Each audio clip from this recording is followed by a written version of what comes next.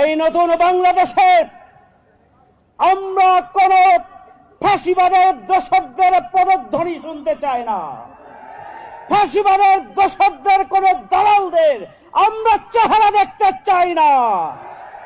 প্রয়োজন জাতীয় ঐক্য। যে চেতনা এবং ঐক্যকে ধারণ করে ছাত্র সমাজ আন্দোলন শুরু করেছিলাম, যে চেতনার মূল মন্ত্র ছিল উই ওয়ান্ট জাস্টিস। বিসমিল্লাহির রহমানির রহিম। মজলুমদের সংগঠন, নির্যাতিতদের সংগঠন মায়ের ডাকের আজকের এই ভুক্তভোগীদের গণজমায়েতে সম্মানিত সভাপতি, যিনি জুলুম নির্যাতন নিষ্পেষণ উপেক্ষা করেও আমাদের ভুক্তভোগীদের প্ল্যাটফর্মকে দীর্ঘসময় ধরে টেনে এনে আজকে একটি সফল প্রোগ্রামের আয়োজন করতে পেরেছেন উন্মুক্ত আকাশে সংগ্রামী কনভেনর সানজিদা খানম ইসলাম, সম্মানিত জাতীয় নেতৃবৃন্দ, মানবাধিকার কমিশনের এবং বিভিন্ন মানব সম্মানিত নেতৃবৃন্দ, সম্মানিত সুধী মণ্ডলী, যাদের জন্য আজকের আয়োজন বিশ্ব মানবাধিকার দিবসে গুম, খুন, হত্যা, জুলুম, নির্যাতন নিষ্পেষণের স্টিম রোলার যাদের উপর দিয়ে চলে গিয়েছে, যে সমস্ত ভাই ও বোনেরা ভুক্তভোগীরা এখানে উপস্থিত রয়েছেন, সম্মানিত ঢাকাবাসী, সাংবাদিক বন্ধুগণ, সংগ্রামী উপস্থিতি, সবাইকে জানাই আন্তরিক শুভেচ্ছা ও সালাম। জাতীয় নেতৃবৃন্দ বক্তব্য রাখবেন। 2006 সালে 28 অক্টোবর পল্টন ময়দানে শেখ হাসিনা ফ্যাসিস্টের আহ্বানে সারা দেশ থেকে লগি, বৈঠা এবং আগ্নেয়াস্ত্র নিয়ে যে নির্মম হত্যাকাণ্ড পরিচালনা করা হয়েছিল, সেই দিন পল্টন ময়দানে ফ্যাসিবাদের উত্থান হয়েছিল। মঈনুদ্দিন ফখরুদ্দিনের সহযোগিতায় 2008 সালের নির্বাচনে শেখ হাসিনা ক্ষমতায় এসে তা সেই ফ্যাসিবাদকে ধীরে ধীরে শক্তিশালী করার জন্য তার পাটাতন গেড়েছিল। আর 2009 সালে পিলখানার হত্যাকাণ্ডের মধ্য দিয়ে দেশপ্রেমিক সেনাবাহিনীকে হত্যা করে বাংলাদেশের স্বাধীনতা সার্বভৌমত্বকে দুর্বল করে দেওয়া হয়েছিল। বাংলাদেশের ভৌগোলিক সীমানাকে অরক্ষিত করে দেওয়া হয়েছিল। বিডিআর বাহিনীকে হত্যা করার মধ্য দিয়ে আলেম ওলামাদেরকে হত্যা করার জন্য চক্রান্ত করে ওই শেখ হাসিনা 5 মে শাপলা চত্বরে গণহত্যা পরিচালনা করেছিল আলেম ওলামাদের উপরে। বাংলাদেশের অন্যতম মজলুম রাজনৈতিক দল বাংলাদেশ জামাত ইসলামীর আমিরের জামাত থেকে শুরু করে 11 জন শীর্ষ নেতা, যারা নিরীহ, যারা মজলুম, অন্যায়ভাবে তাদেরকে ফাঁসি দিয়ে জেলখানায় রেখে এবং বাইরে নিপীড়ন করে হত্যা করা হয়েছিল।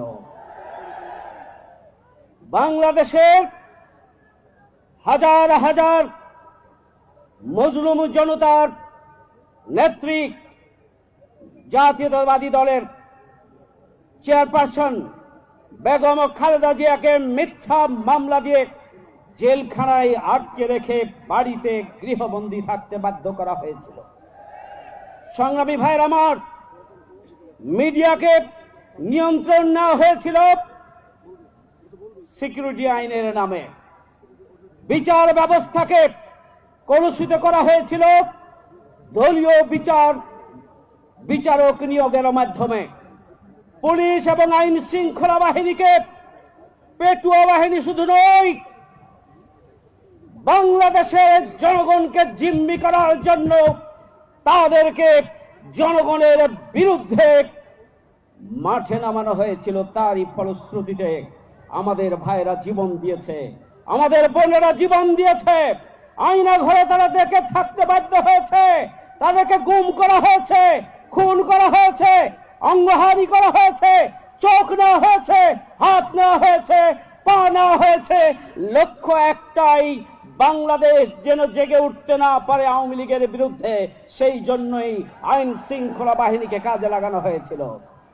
সংগ্রামী ভাইয়ের আমার, বাংলাদেশের সেনাবাহিনীর অন্যতম গুরুত্বপূর্ণ কর্মকর্তা ব্রিগেডিয়ার জেনারেল আজমিকে গুম করা হয়েছিল, আয়না ঘরে রাখা হয়েছিল। এখানে রয়েছেন লেফটেন্যান্ট কর্নেল হাসিন সাহেব, যাকে গুম করে আয়না ঘরে রাখা হয়েছিল। সেনাবাহিনী ছাড় পায় নাই। ওপেন বিশ্ববিদ্যালয়ের শিক্ষক প্রফেসর আব্দুল করিম মিঠু নিচে অপেক্ষমান রয়েছে, তাকেও 22 দিন গুম করে রাখা হয়েছিল। এখানে গুমের শিকার পরিবারগুলো রয়েছেন। এখনো অসংখ্য পরিবারের সদস্যরা তাদের মায়ের কাছে ফিরে যায়। সংগ্রামী ভাইয়ের আমার, যেখানে বিশ্ববিদ্যালয়ের শিক্ষকরা নিরাপদ ছিল না, সেনাবাহিনীর কর্মকর্তাগণ নিরাপদ ছিল না, দেশপ্রেমিক পুলিশ কর্মকর্তাগণ নিরাপদ ছিলেন না, সেখানে জনগণের নিরাপত্তার তো প্রশ্নই আসে না।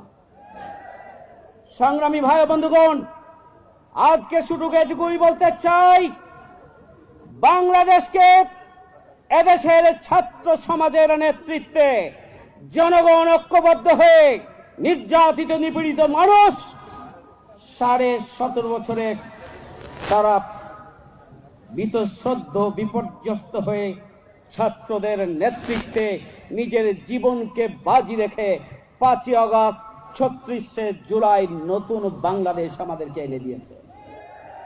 এই নতুন বাংলাদেশে আমরা কোন ফাঁসিবাদের দোসরদের পদধ্বনি শুনতে চাই না। ফাঁসিবাদের দোসরদের কোন দালালদের আমরা চেহারা দেখতে চাই না। প্রয়োজন জাতীয় ঐক্য। যে চেতনা এবং ঐক্যকে ধারণ করে ছাত্র সমাজ আন্দোলন শুরু করেছিলাম, যে চেতনার মূল মন্ত্র ছিল উই ওয়ান্ট জাস্টিস, সেই চেতনাকে ধারণ করে আগামী দিনে ঐক্যবদ্ধভাবে নতুন বাংলাদেশের পাঠাতনের উপরে একটি শক্তিশালী গণতান্ত্রিক জনগণের নতুন বাংলাদেশ গড়ে তোলার জন্য আমরা যদি আমাদের জীবন বাজি রেখে ভূমিকা পালন করতে পারি, তাহলেই আমাদের গুম খুনের শিকার নির্যাতিত নিপীড়িত পরিবারগুলোর মুখে আমরা হাসি দেখতে পারবো। তাহলেই এদেশের 18 কোটি নির্যাতিত নিপীড়িত মানুষের স্বপ্ন বাস্তবায়িত হবে। সেই জন্য জাতীয় নেতৃবৃন্দ, সুশীল সমাজ, সাংবাদিক বন্ধুগণ, সচেতন জনগোষ্ঠী, মানবাধিকার কমিশন, সকল শ্রেণী পেশার মানুষ 5ই আগস্টের চেতনাকে ধারণ করে আগামী দিনে যে কোনো চক্রান্তের বিরুদ্ধে ঐক্যবদ্ধভাবে নতুন বাংলাদেশ গড়ে তোলার জন্য, সন্ত্রাস বাংলাদেশ গড়ে তোলার জন্য, ফ্যাসিবাদ মুক্ত বাংলাদেশ গড়ে তোলার জন্য, বৈষম্য মুক্ত বাংলাদেশ গড়ে তোলার জন্য, গণতান্ত্রিক বাংলাদেশ গড়ে তোলার জন্য, উন্নত আধুনিক জাস্টিসের বাংলাদেশ গড়ে তোলার জন্য আমাদেরকে ভূমিকা পালন করতে হবে। সে আহ্বান জানিয়ে আমার কথা এখানে শেষ করছি। সবাই ভালো থাকবেন। আসসালামু আলাইকুম।